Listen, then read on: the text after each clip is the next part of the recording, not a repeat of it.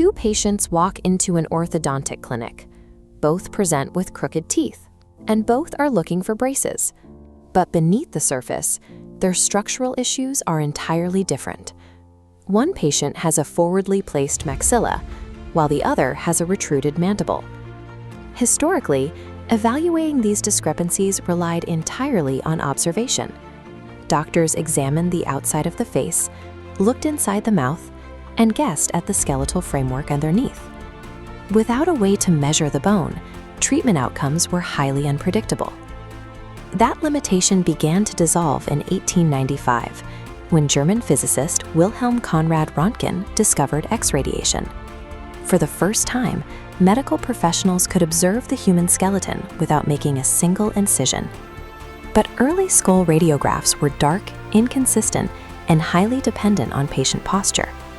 A slight tilt of the chin or a turn of the neck altered the structural angles entirely, making scientific comparison impossible. Seeing the bones was only the first step. To turn facial anatomy into a measurable science, the medical field needed a method to reproduce the exact same head position every single time. The solution arrived in 1931 with the cephalostat. This device stabilized the patient's head, ensuring standardization. By inserting rods into the ears and resting a support against the nose, the machine locks the skull into a geometric coordinate. This consistent distance prevents magnification errors. This strict mechanical geometry replaced the variable setups of early radiology rooms, where a few inches of movement routinely ruined the diagnostic data. By locking the skull into a reproducible coordinate system, the cephalostat turned the human face into a reliable, readable map. Even with a perfectly standardized radiograph, a lateral X-ray is a dense overlap of contours and bone. To navigate it, orthodontists plot specific coordinates, acting like GPS pins, called landmarks. They begin at the cranial base. Sella sits perfectly in the center of the saddle-shaped cavity protecting the pituitary gland. Moving forward, nasion is placed right where the frontal and nasal bones meet at the bridge of the nose. Dropping down to the jaws, point A marks the deepest inward curvature of the maxilla.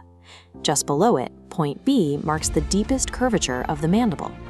These abstract points gain utility when connected to form reference planes. Drawing a line between sella and nasion creates the SN plane, which serves as a stable baseline ruler for the rest of the skull. Without these coordinates, the radiograph remains a confusing picture. With them, the anatomical structures are translated into actionable diagnostic data. Once the map is drawn, researchers apply cephalometric analysis. Throughout the 20th century, pioneers like Steiner, Downs, and Tweed developed mathematical systems to extract meaning from the map. The Steiner analysis evaluates jaw position against the cranial base ruler. Measuring from sella to nasion to point A produces the SNA angle, indicating the upper jaw's protrusion.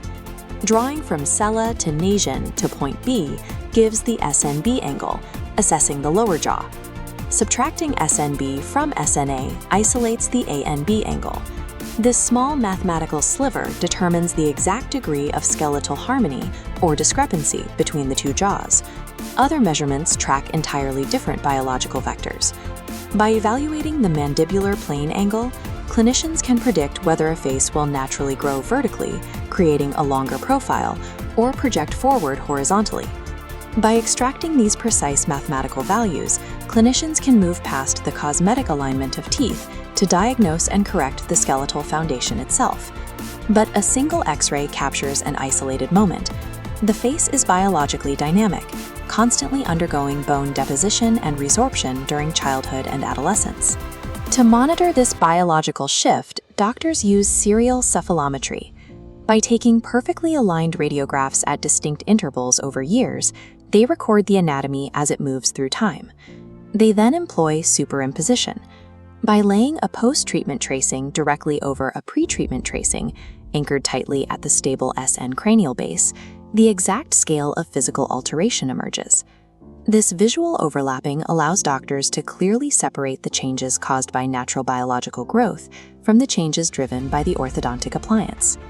Despite its diagnostic power, traditional cephalometries has physical limits. The human skull is three-dimensional, but a standard radiograph compresses its width, depth, and height into a flat projection, causing spatial data to vanish. Additionally, the system is vulnerable to human error. If a clinician misidentifies a single anatomical landmark by just 1 millimeter, it alters calculations and skews the final diagnosis. To solve these limitations, the field is transitioning to cone beam computed tomography, or CBCT. This 3D digital imaging allows doctors to navigate the craniofacial complex without overlapping shadows or flattened anatomy. Yet, even as the imaging technology advances into fully rotating digital space, the underlying mathematical philosophy remains consistent. Cephalometrics provides the scientific language required to read, predict, and guide the hidden architecture of the human face.